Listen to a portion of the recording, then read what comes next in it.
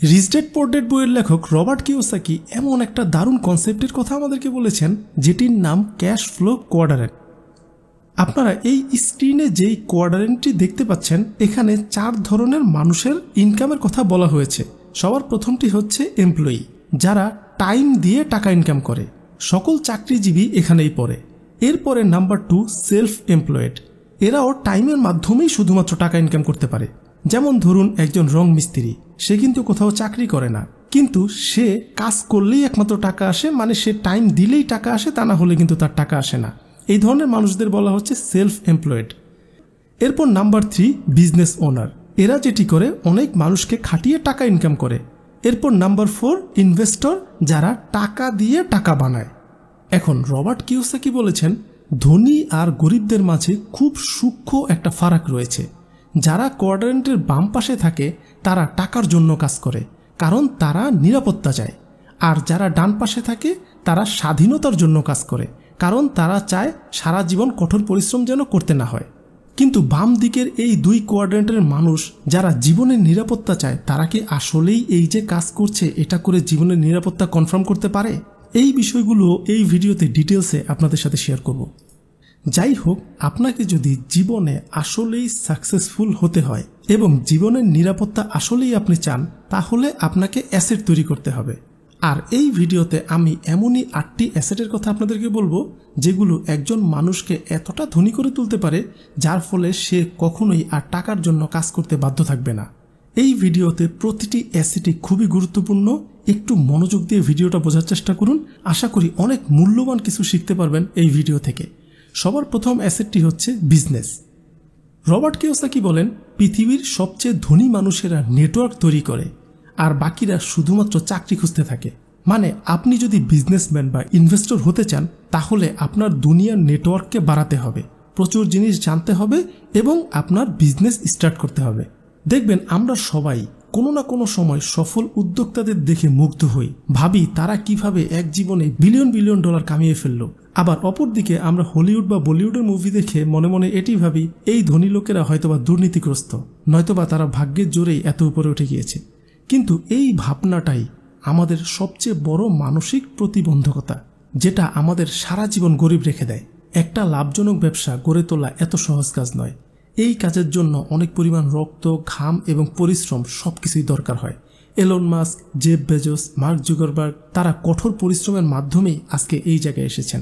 So একটা বিষয় ক্লিয়ারভাবে বুঝুন, উদ্যোক্তারা প্রথমে কয়েকটা বছর খুব কঠোর পরিশ্রম করেন এবং ব্যবসা গড়ে তোলেন, আর চাকরিজীবীরা সারা জীবন পরিশ্রম করেন, টানাপোড়েনের মধ্যেই জীবন পার করেন। সো এই 2টা বিষয় আপনাদের মাথায় রাখতে হবে। উদ্যোক্তারা এমন পরিমাণ সম্পদ গড়ে তোলেন যেটা তার বাকি জীবনের ইনকাম এনে দেয়, এমনকি সে যদি কাজ না করে তারপরেও। কিন্তু চাকরিজীবীরা শুধুমাত্র বেতনের উপরে নির্ভর করেন, অবশেষে তারা মারা যান কিছু না রেখে। সো আপনাকে অ্যাসেট বিল্ড করতে হবে, আর সবার প্রথম অ্যাসেটটি হচ্ছে বিজনেস, যেটা সবচেয়ে বেস্ট অ্যাসেট আপনার হতে পারে। আপনি ছোট করে একটা বিজনেস শুরু করতে পারেন, 50,000, 1 লাখ, 2 লাখ, যার যতটুকু সামর্থ্য রয়েছে সেই সামর্থ্য দিয়ে ছোট একটা ব্যবসা শুরু করতে পারেন। আস্তে আস্তে ধীরে ধীরে সেটিকে বড় করতে পারেন। এরপর দ্বিতীয় অ্যাসেটটি হচ্ছে রিয়েল এস্টেট। ব্যবসার মতোই রিয়েল এস্টেটও অনেক বড় একটা সম্পদ, যেটা আপনাকে ধনীর কাতারে নিয়ে যেতে পারে।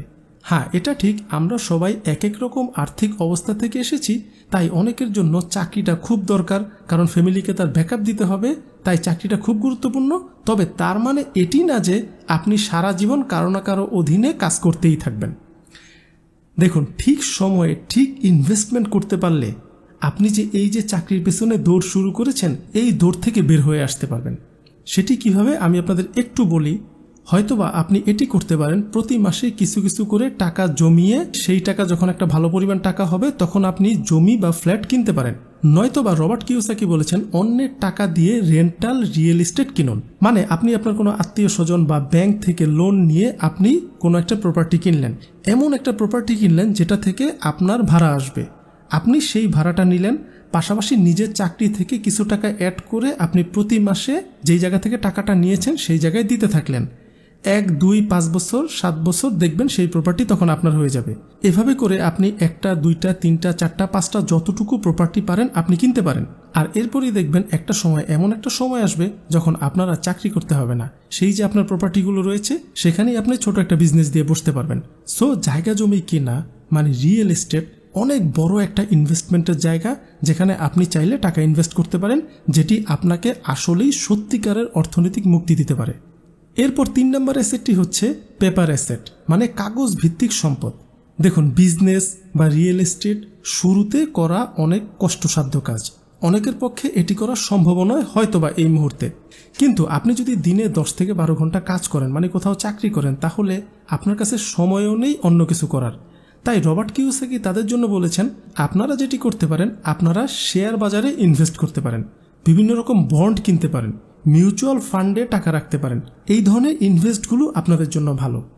তবে এই অ্যাসেটগুলোর মধ্যে শেয়ার বাজার একটু ঝুঁকিপূর্ণ হলেও আপনি যদি নিজের স্কিলকে বাড়াতে পারেন এই বিষয়ে এবং রিস্ক নেওয়ার ক্যাপাসিটি অনুযায়ী আপনি অল্প অল্প করে টাকা ইনভেস্ট করতে পারেন, তাহলে দেখবেন এই জায়গা থেকেও হিউজ একটা ইনকাম করা সম্ভব।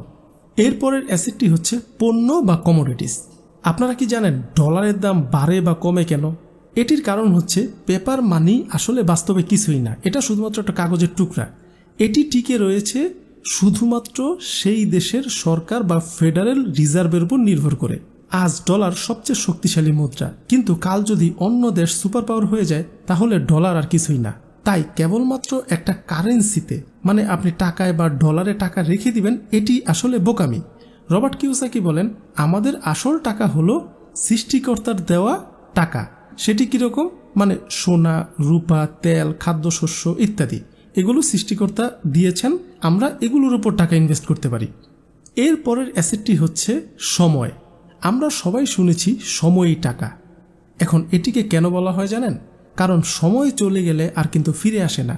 যুবক বয়সে আপনি বেশি রিস্ক নিতে পারেন, কারণ সামনে অনেক সময় আছে টাকা কামানোর জন্য। একজন যদি 20 বছর বয়সে ইনভেস্ট করা শুরু করে, তাহলে সে 30 বছর বয়সে শুরু করা ব্যক্তির থেকে অনেক অনেক বেশি টাকা আয় করতে পারবে। ওয়ারেন বাফেট বলেন, ইনভেস্ট যত তাড়াতাড়ি শুরু করা যায় ততই ভালো।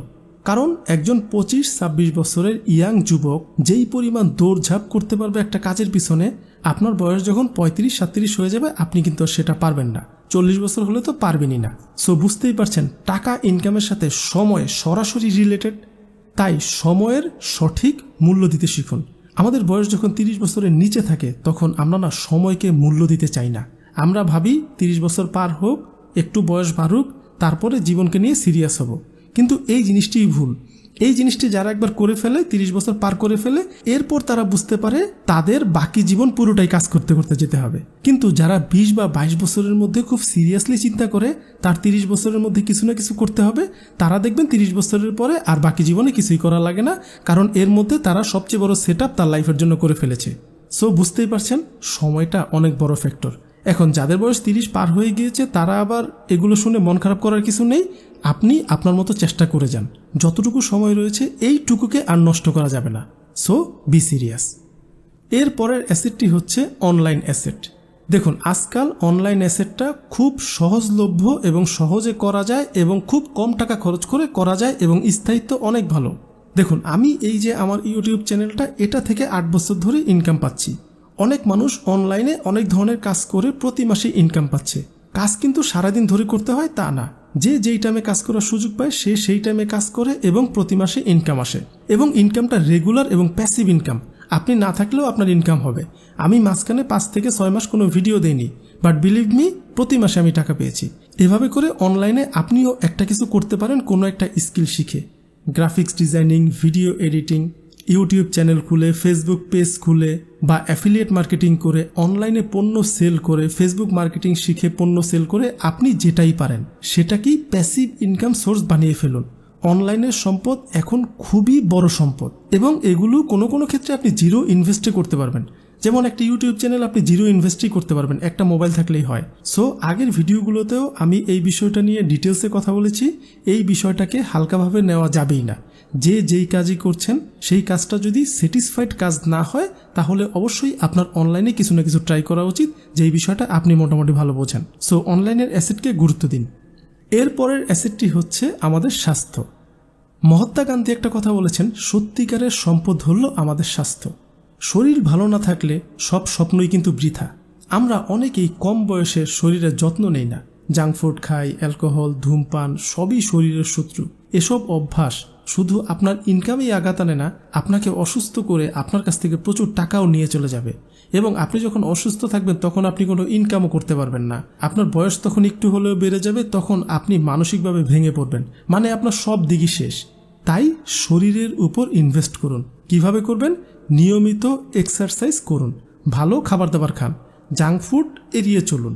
তাহলেই একমাত্র সুস্থ কর্মক্ষম জীবন আপনি পাবেন। সো এই সম্পদটিকেও হালকাভাবে নেওয়ার কিছু নেই। সময়ের পরেই সবচেয়ে গুরুত্বপূর্ণ অ্যাসেট হচ্ছে আপনার স্বাস্থ্য। সো এটিকে কেয়ার করুন।